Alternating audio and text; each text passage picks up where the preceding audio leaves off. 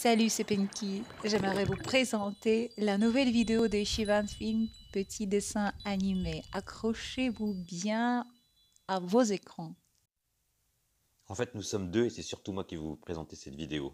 Donc, on va reprendre la deuxième partie là où on l'a laissé, c'est-à-dire on va essayer de remasteriser un dessin que nous avons vu dans la première partie qui était un dessin de ma jeunesse.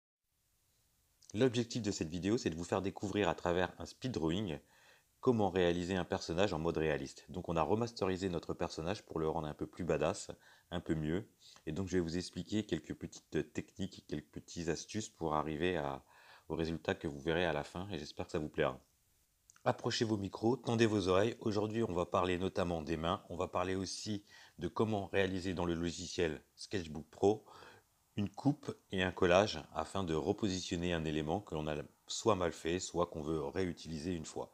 Donc ça, c'est une technique spécifique à un logiciel de dessin, mais on parlera aussi d'autres choses comme les techniques de dessin plus classiques. Ah, je vois Pinky qui voudrait prendre la parole et qui voudrait me dire Chut! quelque Au chose. lieu de parler sur ta vie, c'est mieux de nous raconter qu'est-ce qui se passe sur l'écran. Pour moi, par exemple, c'est super intéressant. Comment tu as fait les abdos, les pectoraux. Ah, j'adore ces thèmes-là. Merci Pinky, c'est vraiment très intéressant comme sujet. Effectivement, ce personnage, il a 8 abdos après modification. Moi, j'en avais 6, lui, il en avait 6. J'ai décidé de modifier.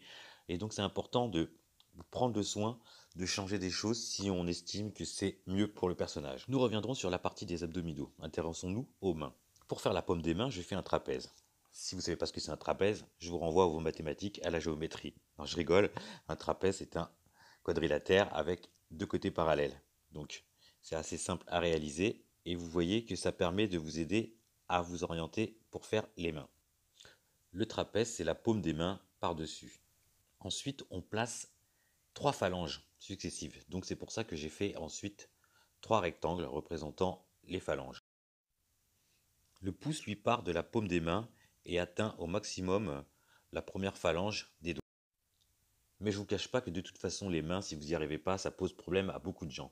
Donc évidemment, si j'en ai l'occasion, je vous ferai un tuto sur les mains. J'en ai déjà fait un tout petit tuto. En fait, c'était un test d'application. Je vous renvoie à cette vidéo. Ça pourra vous aider à réaliser les mains. Mais en définitive, c'est quelque chose d'assez compliqué puisque en fonction des positions, il faut bien travailler sa main. La vérité et le secret du dessin, c'est que plus on connaît l'anatomie des individus et mieux on se porte pour dessiner en fait.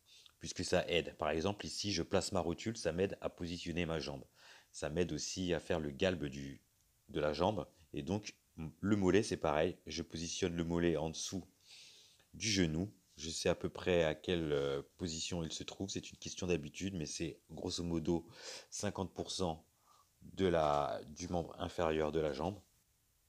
En ce qui concerne le pied, je place bien la cheville, la plante des pieds, la voûte plantaire et les orteils. C'est aussi une question de placer des éléments. Ça vous aide à représenter quelque chose de normal, en fait. C'est de connaître, vous faites plante des pieds, cheville, etc. Et ça vous donne des éléments pour orienter votre dessin et être de plus en plus réaliste. J'aime bien dire que pour progresser, il faut se mettre en danger aussi. C'est bien de réaliser de beaux dessins, mais il faut aussi essayer de faire des choses qu'on n'a pas l'habitude de faire. C'est pour ça que j'ai repris un dessin que j'avais fait à l'époque dans mon enfance pour essayer de retrouver ce plaisir que j'avais eu en commençant mes premiers dessins. Et quand j'étais jeune, encore plus que maintenant, ce que je voulais, c'était de l'action. Donc j'avais des personnages qui étaient en mouvement. Et donc c'est vraiment, ça représente une difficulté supplémentaire. Vous aussi, je suppose, vous voulez réaliser des persos qui sont en mouvement parce que ça donne un peu plus de style, ça raconte une histoire. Le storytelling, c'est vraiment important quand on regarde une image. Là, du coup, j'en ai une toute petite à raconter. Ouais, bon là c'est l'histoire d'un type qui veut casser la gueule à d'autres types parce que c'est le plus fort et parce que c'est un super-héros et en plus c'est une souris et qu'il a fait l'armée. Mouse Army, c'était le titre de ma BD. Je sais pas ce que je voulais raconter mais sûrement je voulais raconter quelque chose.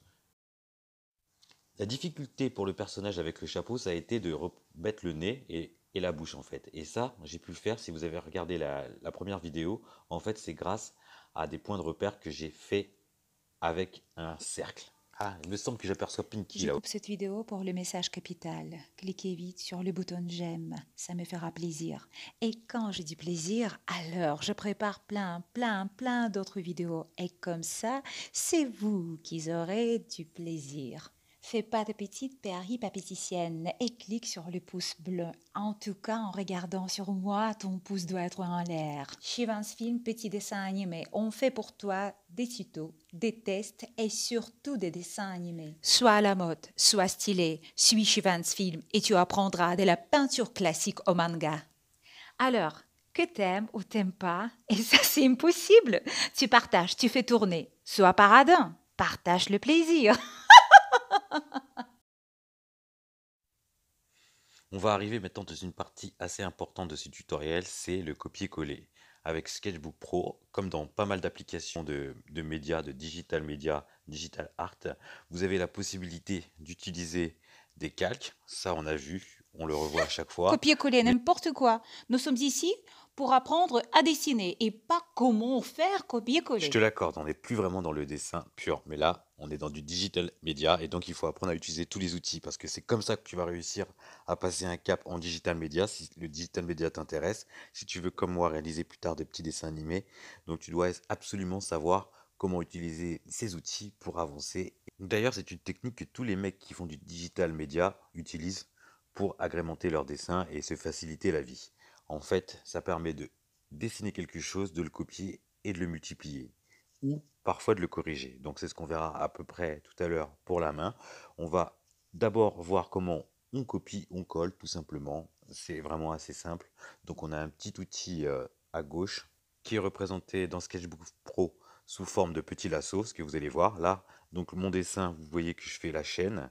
Donc je la fais très sommairement en fait. Je sais très très bien que je vais rattraper le coup plus tard. C'est pour me donner un ordre d'idée. Je fais une boule avec des piquants. Donc là c'est l'arme. Et là j'utilise le lasso. Je le coupe. Je vais dans le calque. Je le colle. Et donc voilà, très simplement, je coupe, je colle, je copie, je colle, c'est la même chose, et je passe mon élément.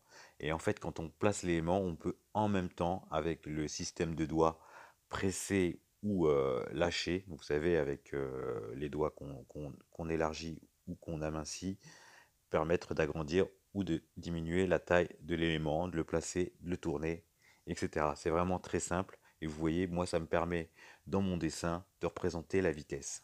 La vitesse de quoi? Bah, la vitesse de la boule. En fait, pour réaliser une boule en mouvement, donc voilà, dans le tutoriel, vous avez encore un petit élément pour réaliser quelque chose en mouvement. Il y a une technique assez simple que beaucoup d'illustrateurs utilisent, c'est de multiplier l'objet. Donc on a toujours l'impression, en fait, quand on fait tournoyer une boule dans les airs, qu'elle se multiplie et qu'il y en ait plusieurs.